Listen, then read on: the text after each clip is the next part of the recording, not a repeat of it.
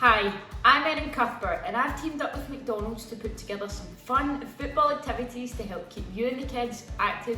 Take part as a family or be the coach for the kids, whatever works for you.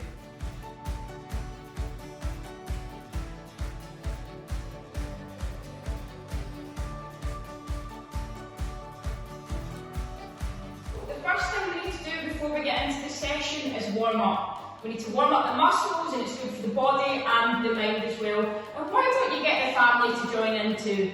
So first of all, we'll start running on the spot, 10 seconds.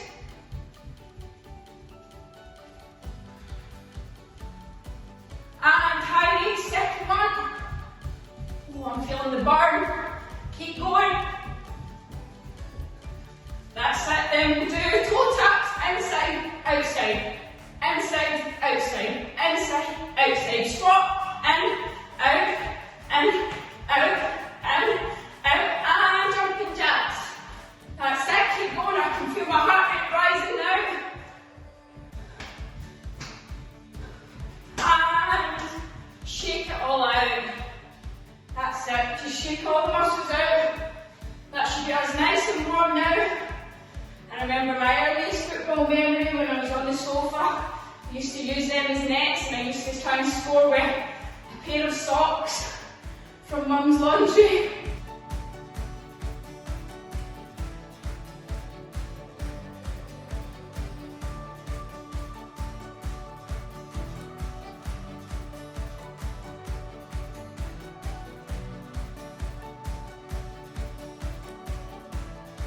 And here we are, activity 1 is called Round and Round. Here I have 6 objects from my house: toilet roll, salt shaker, spatula. You can have any 6 objects that you can find, and we're going to form a circle with them. We're going to use the ball to dribble round the outside of the circle, and then as we become better at the drill, we're going to start dribbling through, and it's all about ball control, dribbling, not about speed.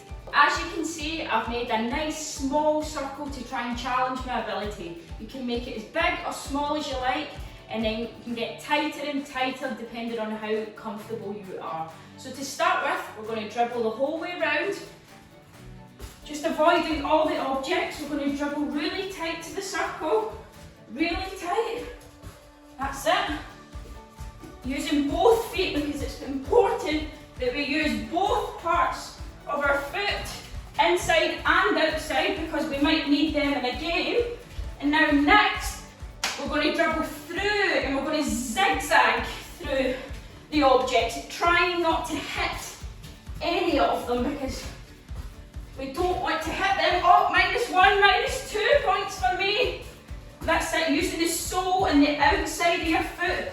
It's not about speed this game, it's about nice, close control, as if you're trying to keep the ball off your opponent. And then, if you've got someone in the room that can shout switch, we can change direction, so it's also testing your decision making and your reactions. You can use both. Switch! That's it, changing direction as quick as we can.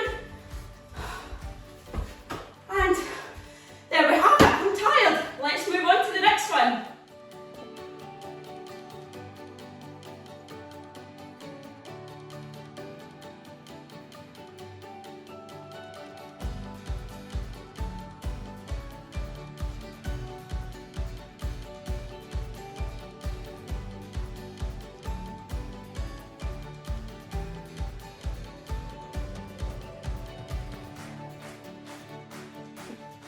So I've got my objects scattered around, ready to play. Kick it up, pick it up. Let's see how I get on. 1, 2, still got it. And if my hands are too full, I put the objects on the side and we can carry on. This time I'm going to use my weaker foot. 3, 4, hands are too full again, and to make it even harder, we can try a bounce if you think you can do it. Catch. 6 out of 6. If you want to challenge yourself even more, you can introduce 1 bounce and not catching it in between. Let's see how you can do. Try and challenge yourself as best as you can. Let's move on to the next one.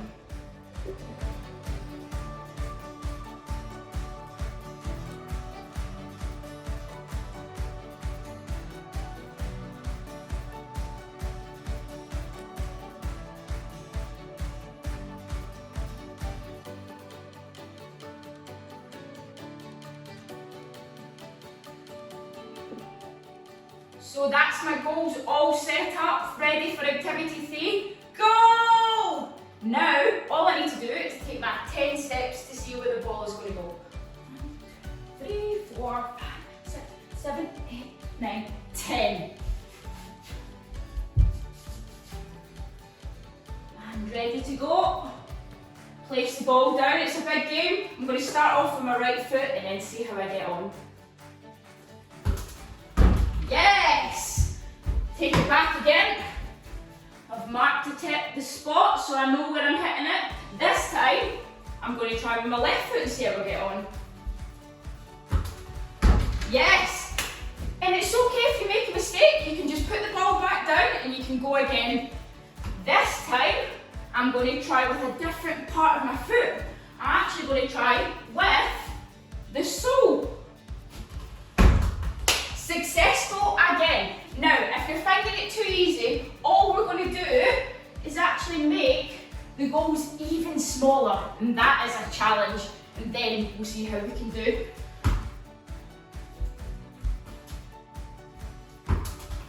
Oh, that's hit the post, but it's in, it's a goal, it'll hit the inside.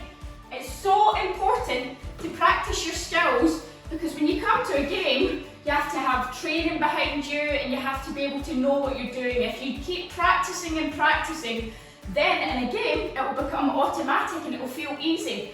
So that right there is activity 3, go! Try it as many times as you like, see how you get on and make it as hard or as easy as you desire.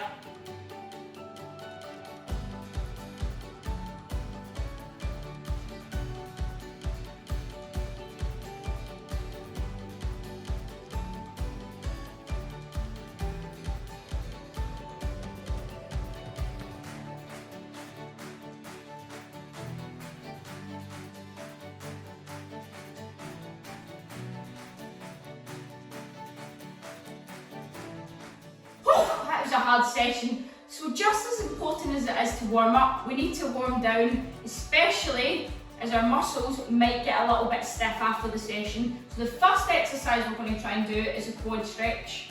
Just pull your quad up as much as you can. If you're struggling with balance, you can hold on to a wall, anything that you may need. Make sure you stretch off both sides, so that one leg isn't really flexible and the other isn't. And the next one I'm going to do, pull the knee right up to your chest as far as you can go.